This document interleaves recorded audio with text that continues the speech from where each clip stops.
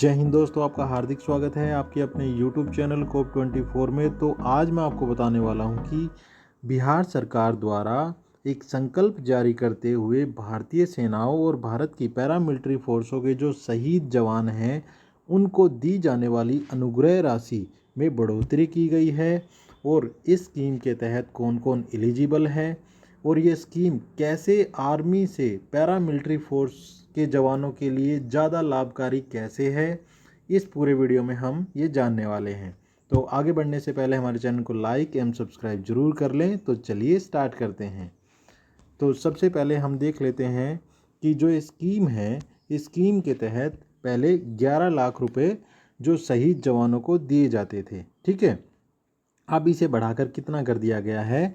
अब इसे बढ़ाकर कम से कम 21 लाख रुपए कर दिया गया है, ठीक है। और जो सशस्त्र सेनाओं के बिहार निवासी ऐसे दिव्यांग और सैन्य पदाधिकारी ओब्लिक जिनकी दिव्यांगता, ठीक है, जिनकी दिव्यांगता क्या है 40% या उससे अधिक है ना, उससे अधिक है, तो उनको क्या है, ये पहले कितना दिया जाता था? ये दिया जाता था पहले 50,000 रुपये दिया जाता था। अब कितना कर दिया गया है? 2 लाख कर दिया गया है।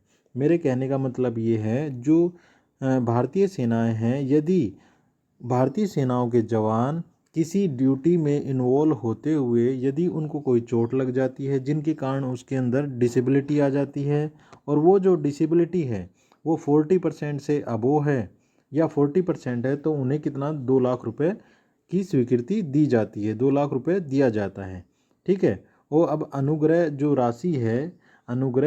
राशि है उसका जो भुगतान है शहीद के जो निकटतम आश्रित, शहीद जो है उसके निकटतम आश्रित को ये जो राशि है उसका भुगतान किया जाएगा, ठीक है। अब देख लेते हैं एक एक करके। पहले हम भारतीय सेनाओं के पर्सपेक्टिव वे से देखेंगे और उसके बाद पैरामिलिट्री फोर्सेस के पर्सपेक्टिव से देखेंगे कि कौन सी ज़्यादा, किन के लिए एलिजिबिलिटी ज़्यादा है, किसको ज़्यादा लाभ पहुंच रहा है, ठीक है। मोस्टली तो ये जो है बिहार के निवासियों के लिए है, परंतु पैरामिलिट्री के केस में ये परिवर्तित हो जाती है। वो कैसे परिवर्तित होती है, उसके लिए कौन से राज्य के भी जो जवान हैं वो एलिजिबल हैं, वो हम आगे देखेंगे। सबसे पहले हम देख लेते हैं जो भारतीय सेनाएं हैं, आर्मी, नेवी और एयरफोर्स। तो उसमें क्या है, इन्हीं तीनों सेनाओं में यदि कोई जवान युद्ध या युद्ध जैसी स्थिति, ऑपरेशन करते हुए के दौरान खोज अभियान, आतंकी हमला, नक्सली मुठभेड़, शहीद सशस्त्र सेनाओं के बिहार निवासी, ये आपको ध्यान रखना है। किसके केस में? आर्मी, नेवी और एयरफोर्स के केस में ये आपको ध्यान, बिहार निवासी होना चाहिए। जो जवान एक्सपायर हुआ है या जो शहीद हुआ है उसके केस में क्या है, ये उसके निकटतम जो उत्तराधिकारी होगा, जो पदाधिकारी का जो निकटतम उत्तराधिकारी होगा उसको दी की जाएगी, ठीक है। तो ये शर्तें क्या क्या हैं, इसमें हम पॉइंट नंबर 1 से देख लेते हैं। युद्ध या युद्ध जैसी स्थिति में मृत्यु होने पर संबंध में सेना मुख्यालय से प्रमाण पत्र, जो सेना का मुख्यालय होगा वो एक प्रमाण पत्र जारी करेगा, बैटल कैजुअलिटी है ना, रिपोर्ट ऑब्लिक सर्टिफिकेट, ये सर्टिफिकेट जारी करेगा भाई इस जवान की जो मृत्यु है वो इन जो ऊपर ये दिए गए हैं इन्हीं कारणों से हुई है, तब वो उसके लिए एलिजिबल होगा, ठीक है। अब इसके बाद पॉइंट नंबर 2 पर देख लेते हैं हम क्या है। पॉइंट नंबर 2 पे है, युद्ध या युद्ध जैसी स्थिति में शहीद सैनिकों के निकटतम आश्रित को ही अनुमान्य होगा। कहने का ये मतलब है कि यदि किसी जवान की युद्ध या युद्ध जैसी स्थिति में मृत्यु हो जाती है तो उसको जो उसका जो निकटतम आश्रित होगा उसी के लिए ये स्कीम एलिजिबल, वही उसी स्कीम के लिए एलिजिबल होगा, अन्य कोई नहीं होगा।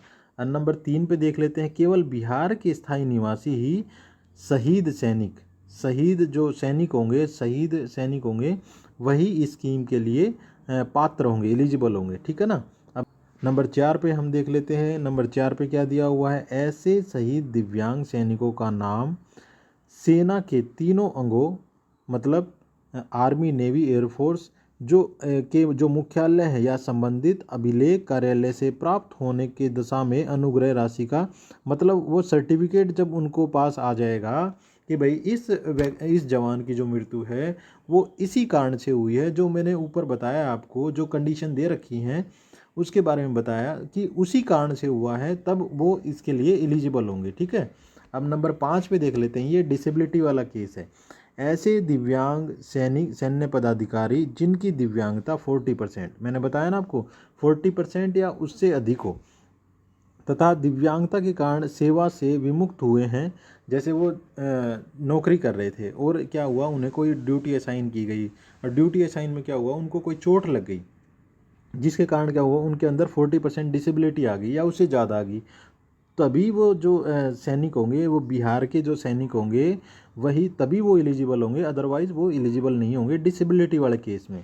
ठीक है, अब देख लेते हैं कि पैरामिलिट्री वाले केस में कैसे ये ज़्यादा लाभकारी योजना है, कैसे मतलब आर्मी से कैसे लाभकारी योजना है वो हम देख लेते हैं, क्योंकि हमने यहाँ देखा कि ये केवल और केवल बिहार के सैनिकों के लिए है।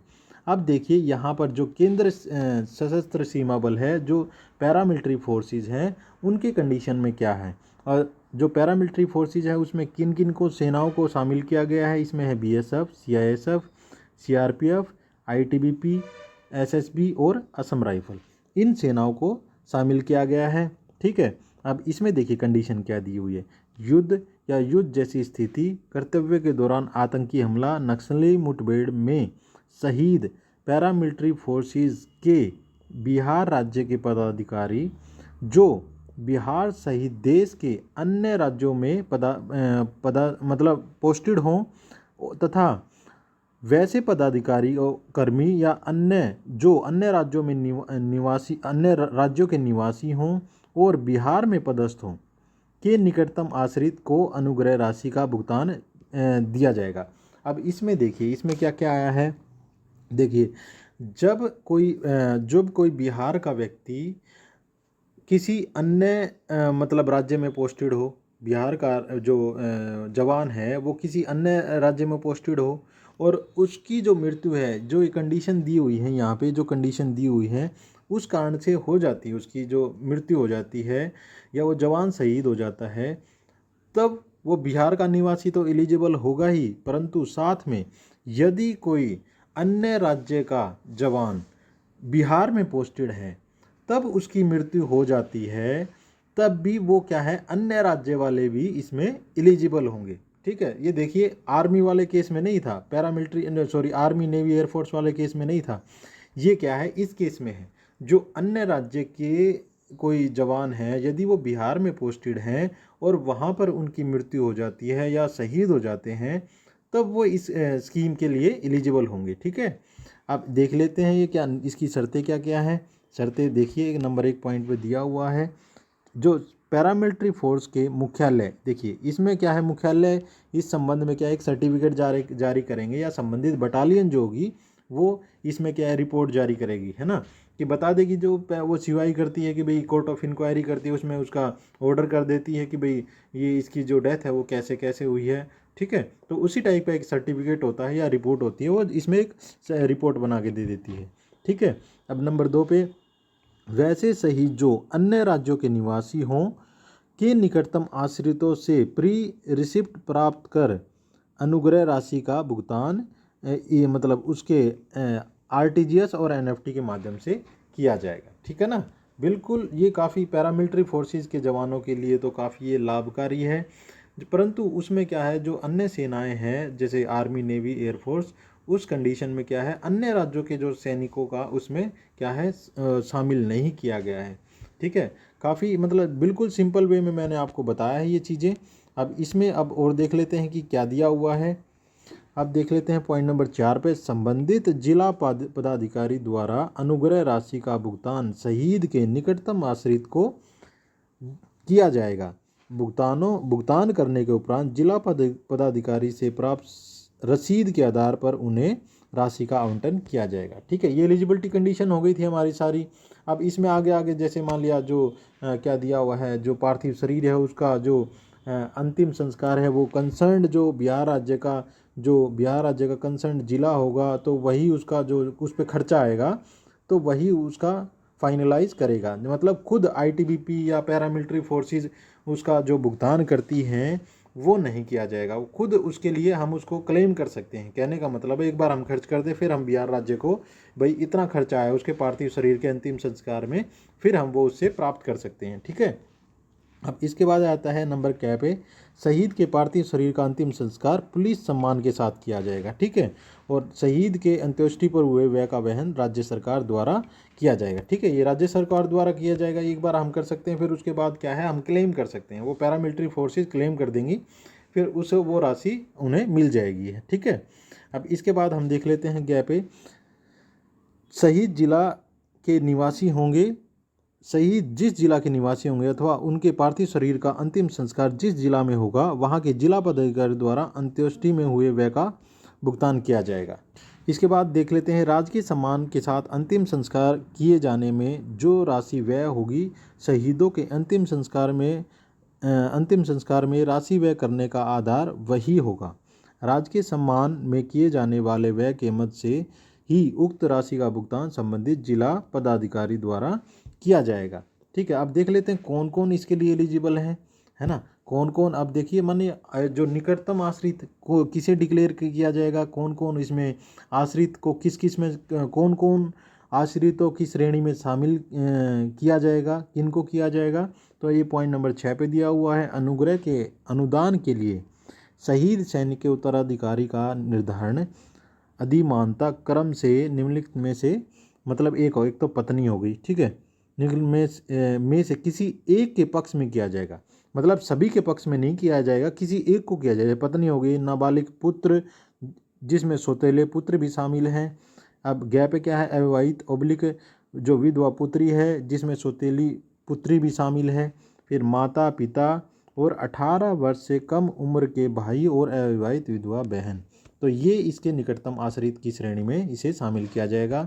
अब देखिए, किसी उत्तराधिकारी की मृत्यु हो जाने की दशा में उसमें अधिमानता के क्रम में अगले उत्तराधिकारी के पक्ष में दावे की स्वीकृति की जाएगी। जैसे मान ले कोई, जैसे इनमें से कोई एक्सपायर हो गया तो उससे जो निकटतम होगा उसके बाद जो नेक्स्ट उत्तराधिकारी होगा उसको ये राशि दी जाएगी। ठीक है, और इसमें कुछ ज़्यादा नहीं है, बस जो मेन था वो मैंने आपको बता दिया है। ये जो स्कीम है जो भारतीय सेनाएं हैं उनके लिए भी है, जो भारतीय पैरामिलिट्री फोर्सेज हैं उनके लिए भी है। ठीक है, परंतु ये विशेष ध्यान रखने वाली बात इसमें ये है कि जो पैरामिलिट्री फोर्सेज हैं उनके जो अदर स्टेट के जो कर्मी हैं वो भी इसके लिए एलिजिबल हैं। वो एलिजिबल तभी होंगे जब वो बिहार में पोस्टेड होंगे, और बिहार में पोस्टिंग के दौरान यदि उनकी कोई है शहीद हो जाता है तभी वो एलिजिबल होंगे। ठीक है, पात्रता और सब मैंने कितनी अनुग्रह राशि इसमें बढ़ोतरी की गई है, 11 से 21 लाख कर दी गई है। दिव्यांगता के केस में 50,000 से बढ़ाकर 2 लाख कर दिया गया है। ठीक है, तो ये काफ़ी अच्छी स्कीम है, सभी आप इसे अपने ग्रुप में शेयर करें, जो बिहार राज्य के जो जवान हैं हमारे उनके साथ इसे शेयर करें और ये जानकारी सभी जवानों तक पहुंचाएं। तो बहुत बहुत धन्यवाद ये वीडियो देखने के लिए। जय हिंद, जय भारत।